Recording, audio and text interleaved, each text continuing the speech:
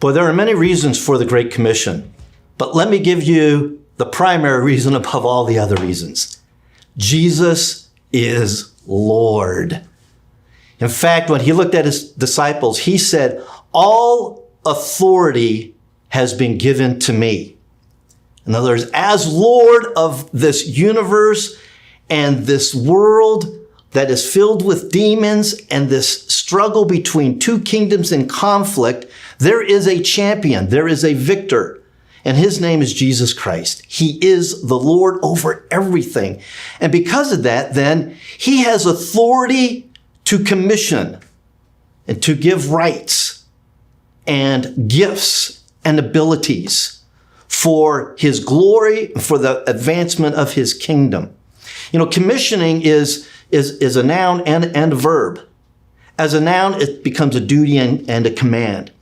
And there is a place for us to be commissioned, and we move out of duty and out of a command because of a lordship.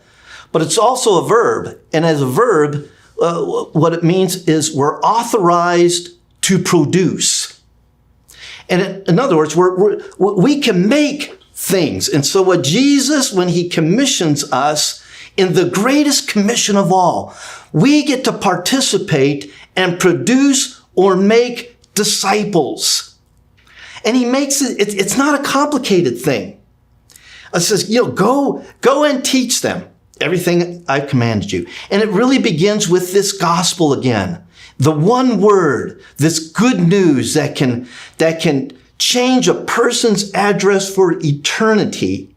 And then they begin to follow Christ, and we can baptize them. And everything that we know, we can teach them. But we can do that because Jesus is Lord. Authority has been given to him. And then he commissions us with rights to represent him, because now we are authorized to go and make. Man, I can't think of a better job.